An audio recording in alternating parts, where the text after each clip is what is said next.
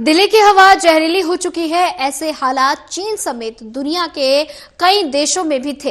इन देशों ने air pollution के खिलाफ जंग लड़ी और जीते भी, और साथ ही भारत भी इन्हीं देशों से सीख ले सकता है।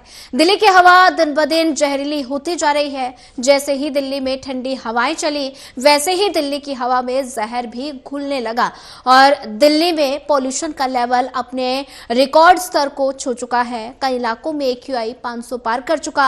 आलम यह है कि दिल्ली में सांस लेना 50 सिगरेट पीने के बराबर है।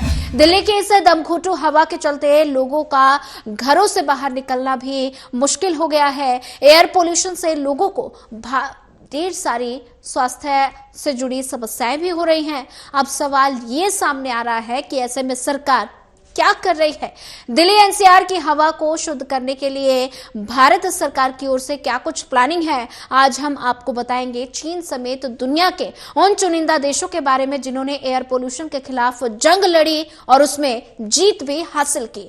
भारत भी इन देशों से सीख ले सकता है। पोल्यूशन की समस्या सिर्फ भारत की समस्या नहीं, बल्कि दुनिया के तमाम देशों में इस तरह की समस्याएं देखने को मिली और अभी भी मिल रही हैं। 1990 के दशक में चीन की राजधानी बीजिंग का हाल भी पोल्यूशन से बेहाल हुआ करता था। चीन की हवा में प्रदूषण का लेवल इतना था कि लोगों को घर से बाहर निकलने पर भी सरकार ने पाबंदी लगा दी थी। और ये हालात सिर्फ बीजिंग के ही नहीं थे, बल्कि चीन के और कई शहरों में भी पैदा हो चुके थे।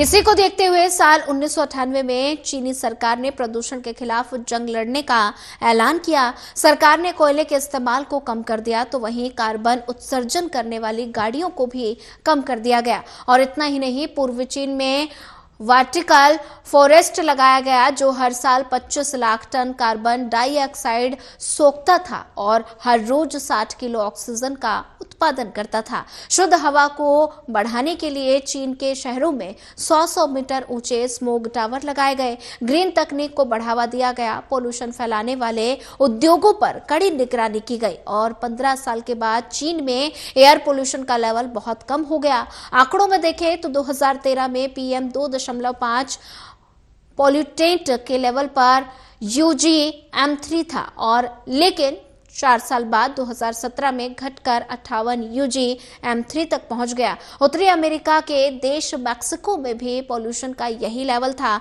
1990 के दशक में मैक्सिको दुनिया का सबसे प्रदूषण देश हुआ करता था। और ऐसे में इस हालात से निकलने के लिए सरकार ने न सिर्फ तकनीक में बदलाव किया, बल्कि कार्बन उत्सर्जन, गैसोलीन के इस्तेमाल की चीजों को भी कम किया।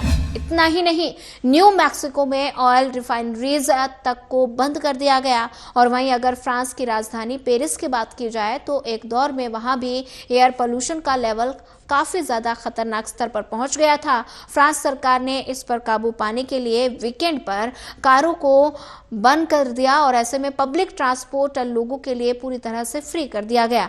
बड़े इवेंट्स और फंक्शंस के लिए लोगों को कार और बाइक की शेयरिंग करने को बढ़ावा दिया गया।